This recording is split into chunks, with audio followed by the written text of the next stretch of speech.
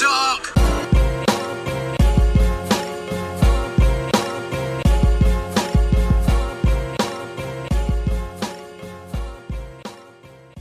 Welcome everybody to another episode of Shot in the Dark. I am your host, John Siino Evil here. Let's get right down to it. AEW Dark Elevation starts with 8-woman tag team match with Emi Sakura, The Bunny, Diamante, and Nyla Rose defeated Julia Hart, Sky Blue, Layla Hirsch, and Ryo Mizunami, with Nyla Rose getting the pin on Julia Hart after the Beast Bomb. Ty Conti and Anna Jay defeated the team of Alice Crowley and Missa Kate. Crowley's making her debut here, and she gets tapped out rather quickly by Anna Jay with the Queen Slayer. Santana and Ortiz defeated the team of Braden Lee and Isaiah Moore. Santana gets the pin on Moore after a discus lariat. Tony Nese defeated Vic Capri. Capri is an indie veteran of wrestling for over 20 years or so. He also wrestled on WWE Jacked back in the day when it was WWF Jacked. He took a couple years off, but now he's back, making his debut here, and Tony Nese gets the win on him with a pump handle into a pile driver. Matt Hardy, Isaiah Cassidy, and The Blade defeated Evil Uno, Stu Grayson, and Allen 5 Angels of the Dark Order. Matt Hardy gets the pin on Angels after the Twist of Fate. This is a rematch from Elevation from 2 weeks ago. Jay Lethal, making his Dark debut, defeated the debuting Trenton Storm easily with the Lethal Injection. And the main event saw John Silver, Alex Reynolds, and the Varsity Blondes teaming up to take on the acclaimed Chaos and the Chaos Project. Max Caster's freestyle, he dissed the Chicago Cubs, Barry Horowitz, and Aaron Rodgers, saying something about never getting a shot like him. Mark Henry mentions the Wu-Tang Clan yet again here, comparing the Dark Order to them, but John Silver gets the pin and the win on Serpentico after the Spin Doctor. AEW Dark, this is the last set of tapings from the Universal Studios. Tapings they had a couple weeks back. Sean Spears and Wardlow defeated Bear Country. Wardlow gets the pin after hitting the Casualty of War. This was done after Bear Country was trying to do their finisher, which is like the splash on top of each other's shoulders. And as one of them was falling, Wardlow hits his Casualty of War for the pin. Kylan King gets a win here over Renee Michelle quickly with the Kingdom Falls. Santana and Ortiz defeated Brandon Gore and Gus De La Vega, making his debut easily with their outline and chalk finisher. Sky Blue defeated the debutant La Rosa Negra. Rosa, you might be familiar with her from her work in Shine and elsewhere, but you also might recognize her name as being the person that was involved in the Tessa Blanchard altercation a couple years back. Sky Blue gets the win quickly with the modified flatliner. Allen 5 Angels defeated Mike Reed with the Wing Snapper. Ryo Mizunami defeated Danny Jordan. This is the return of Danny Jordan's burn book, which describes Mizunami as all hype, annoying, barely seen on TV, and she can't chop people for shit. As a result, Ryo kills her with a power slam for the win. The Butcher defeated Michael Martinez in about a minute. Julia Hart gets a singles victory over Nikita Knight with a Bulldog split. Infinito defeats Ray Jazz. This mysterious mass Infinito is introduced from the Infinite Universe, the beginning and end of time, and weighing more than you could possibly imagine. Not sure who this guy is, but he looks like he could be American, and he has dragon-like movements, so it should remain a mystery on who he is. Infinito wins with an infinite airplane spin. He went on forever, and then rolled him up for the pin. Layla Hirsch defeated Sahara 7 immediately with the Juju Katami. Varsity Blondes defeated Aaron Solo and Nick Camarado, with Brian Pillman pinning Camarado with a Sunset Flip. After the match, the Varsity Blondes cut a promo saying that they are the future and they're going after those tag team titles. Tony Nese defeated DeMarcio James with the Running Nese ahead of his TNT title shot against Sammy Guevara. Matt Hardy and Jora Joe defeated Baron Black and Prince Agbala, who's making his debut.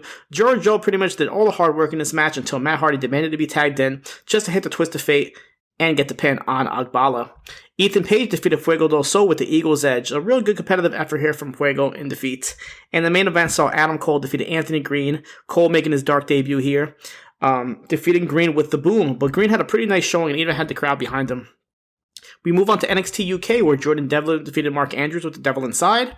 They announced in 2 weeks it'll be Pretty Deadly versus Mustache Mountain for the tag team titles. And because of what happened to Gallus last week, Joe Coffey challenges Charlie Dempsey to a match. Johnny Saint made his return, and also made sure that tonight's Noam Dar versus Sam Gradwell match is for the Heritage Cup title, telling Sid Scala that whatever he says goes now. Isla Dawn defeated Aaliyah James, and after the match, Dawn returned Aaliyah's scrunchie that she stole, so I guess she was impressed enough to give her back her belongings.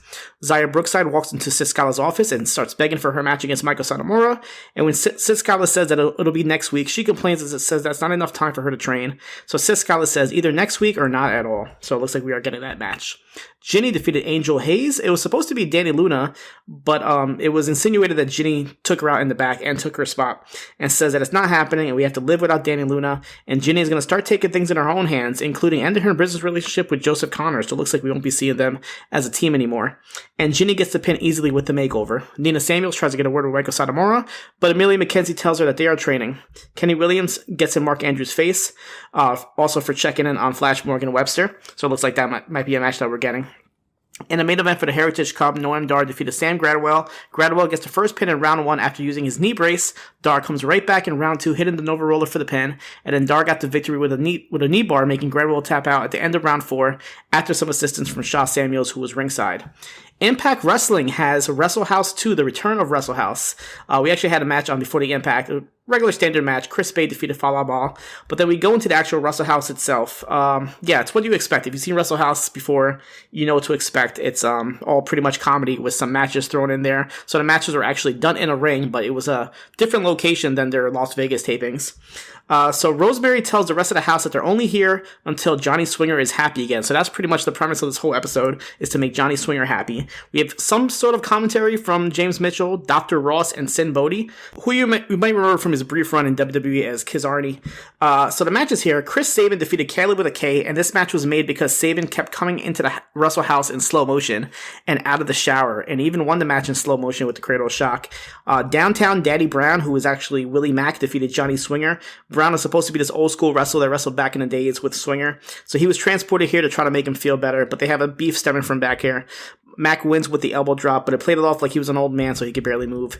We have a multi-person match here where Rosemary, Havoc, Crazy Steve, Black Taurus, and Chris Sabin defeated Madison Rain, Caleb with a K, Hernandez, Alicia, and Eddie Edwards, who was transported as a request by Alicia. Rosemary pinned Alicia with a spear. This is pretty much two sides. The one side that wants to stay at Wrestle House and the other side that doesn't want to stay.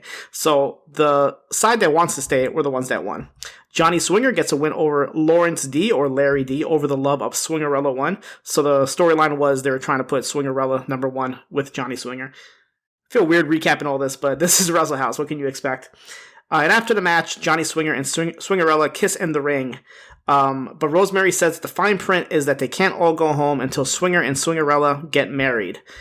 Stupid fun, not to be taken seriously. Black Taurus defeated Hernandez. Hernandez was getting a little suspicious about Rosemary and Johnny Bravo's true motives, so it led to this match.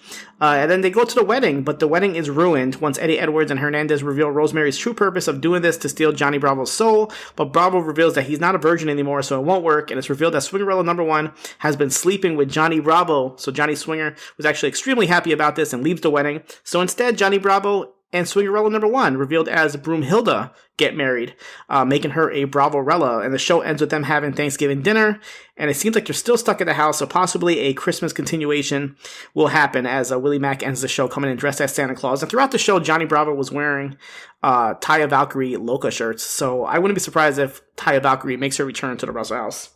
NWA Powerrr actually was not a traditional episode. It was more of a special to hype up the Hard Times 2 that's coming up this Saturday with the main event of, you have Nick Aldis versus Tom Latimer, as well as Trevor Murdoch defending the NWA title against Mike Knox. 205 Live has Elektra Lopez making her 205 debut, defeated Valentina Feroz with a modified sit-out powerbomb. Amari Miller defeated Erica Yan with the cravat into the knee, and Solo Sikoa, also making his 205 Live debut, defeated Andre Chase with a splash off the top rope. New Japan Pro Wrestling Strong. This was taped a while back, so a couple names here are unfortunately sidelined for the time being. But Jonathan Gresham makes his New Japan Strong debut, defeated Alex Coughlin in what is described as the Coughlin Challenge Series, and Gresham wins with a roll-up after a series of them going back and forth. Really fun match here.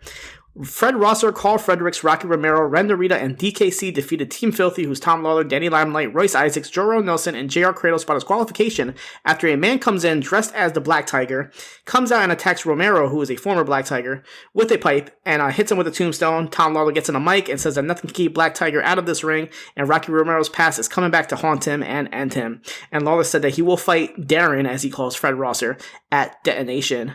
So this is the new Black Tiger number 8, and he's actually played by Ricky Reyes, who is formerly known as Cortez Castro in Lucha Underground. Gabriel Kidd made his return here in a in-ring promo. Last time he was seen was back in May 2021, but they said because of the pandemic, he's been stuck in Japan and unable to wrestle.